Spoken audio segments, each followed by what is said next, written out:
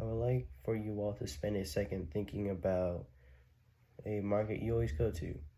Now, have you ever taken notice of the fish section and seen how abundant the fish was? And if you have noticed this, it is because of the fish industry. Before we think this is a good thing, keep in mind the process they use to obtain this level of fish causes suffering on a mass scale. Let me explain the base of my assumption. I had not known of this issue until only recently when my environmentalist teacher was giving my class and I a lesson discussing about this topic, and now has made me concerned with this topic. This industry has caused a massive overfishing issue. So recklessness has also caused significant habitat destruction, ruining the ecosystem. And the industry is partially responsible for climate change, but mostly responsible for the pollution in the ocean. Now you may be wondering, how is the fish industry causing these problems?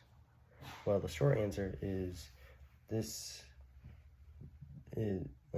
our large population requires a high demand for food projects like seafood, which the fish industry capitalizes off of with any means necessary to exceed the demand for the most profit possible. To provide a lengthened answer requires further context on many attributes to be discussed. With our ever-growing need for fish in the market, the fish industry will have an ever-growing empire built off the capture and death of an estimated 0.97 to 2.7 trillion fish each year. The fish industry takes advantage of the demand in the markets, causing a mass culling of fish that is detrimental to the food chain. And Bradley states in her 2023 article, when too many fish are taken out of the ocean, it creates an imbalance that erodes the food web and lead to a loss of other important marine life, including vulnerable species like sea turtles and corals. And Bradley also stated in her 2023 article it could change the size of the fish remaining, as well as how they could reproduce and at the speed at which they can mature. And as excessive overfishing causes scarcity for fish, fishers are driven towards overexploitation. This disrupts the areas where fish can reproduce and mature, which is stunning their growth of all fish species. However, it gets worse when you apply other factors like the damage it could have on growing habitats and destroying the environment that once thrived. Hill expresses in his 2017 article, dredging is a common use to harvest clams and employs a large metal scoop that drags along the seafloor and picks them up. The process also churns up sediment along the seafloor, which causes them to become suspended in the water columns, decreasing the water quality. The practice also digs up burrowing worms from the sediment. And without these burrowing animals, water in the seafloor can become depleted of the oxygen it needs to become habitable. As stated in the 2021 article by the Human League Organization, bottom trawling erodes the ocean floor, removing sediments. These deep sea sediments contain a diverse array of marine invertebrates, and they offer rich foraging grounds for larger fish to feed on. And the fishing industry is not only disrupts all sea life and their habitats, but also there's a pollution issue. And I'm not only talking about carbon emissions, but also the trash the industry leaves behind. As Leverton states in the 2022 scientific report, oceanic sources such as inputs from fisheries have commonly been attributed to about 500,000 tons per year. And Cutlip states in her 2017 research analysis report, according to Naya Almer, Marine Program Associate at the International Council on Clean Transportation, industrial-sized commercial fishing vessels are responsible for more than 4% of the greenhouse emissions released from all commercial vessels involved in transporting goods in the ocean.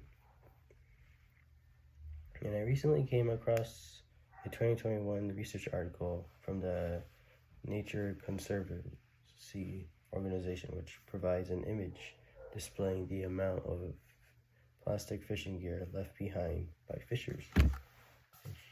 Let me show you right now. This image displays the amount of plastic gear lost in weight comparing to the biggest animals in the ocean.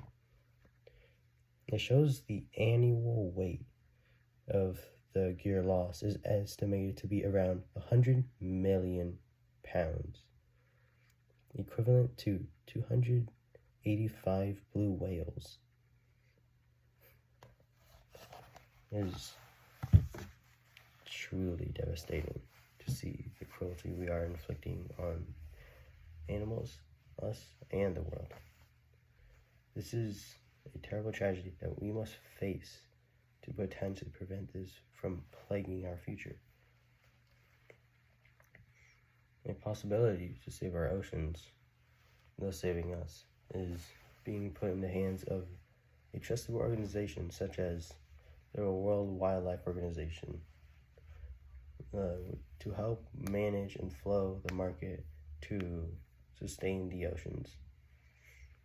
Bradley explains in her 2023 article, WWF works with 40 corporate partners in North America that sources from more than 550 different fisheries, working with the biggest buyers, traders, and sellers of seafood leverages for purchasing power of the private sectors of catalyst improvements in fishing practices, management, and conservation. It also provides financial support and incentive for fishers looking to commit to a long-term sustainability.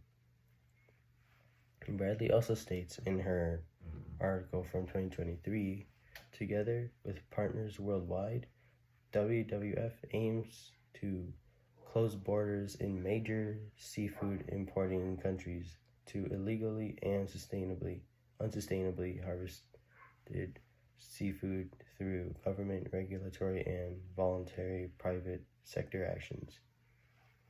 With another possible solution to actively prevent any more damage caused by fishing, industries could be using more sustainable practices.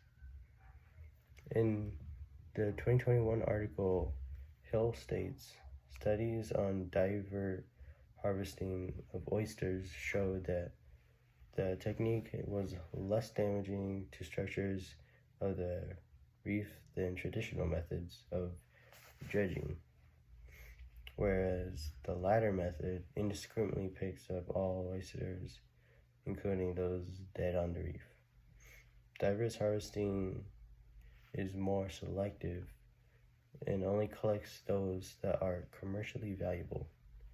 Practice was also shown to increase the amount of oysters harvested per unit time of fishing.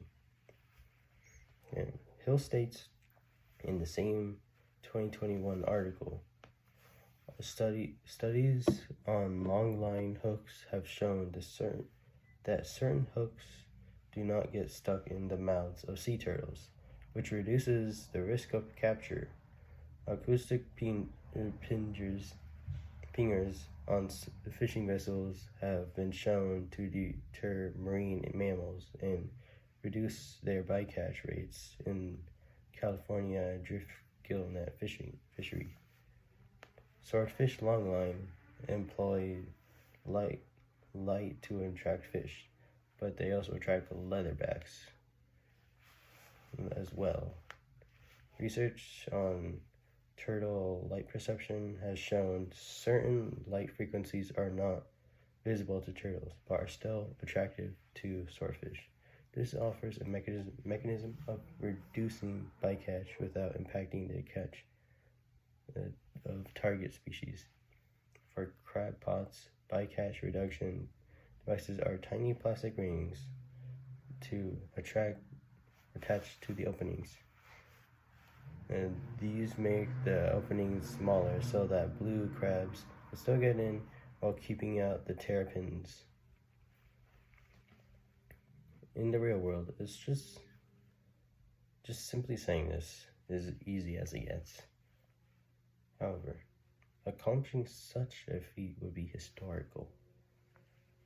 So we must keep pushing, because if we do manage to complete this daunting task, we will be gradually rewarded. I want you to imagine a long-term scenario. You wake up to see the news about how our oceans are healing and our ocean life populations are growing, and our carbon emissions have been reduced by a slight margin. You notice that there are fewer extreme weather conditions, and the fish in the market is now cheaper than before. The current living style is mostly the opposite to this. Want to seem more convenient and desired? Now, something else I must urge is that mammals can express emotions and feelings, giving them protection from cruel harvesting. And the same is also applied with reptiles. However, what about fish? They deserve just as many rights as land livestock. A statement from Walsh in his 2023 article says, "Fish are sentient, and evidence that they are able to feel pain in a manner similar to humans is gradually mounting. I submit that there are compelling reasons to include fish in our moral circle and afford them in the protection they deserve." I hope we can now see and understand that this treatment has to stop. The fishing industry is not only destroying us, but is inflicting the most harm that could have ever been inflicted onto another living creature. Now, to conclude, we don't want to live in a world where it crumbles all around us, with dire climate issues and chaos wreaking havoc among people and animals. This industry normalizes overfishing.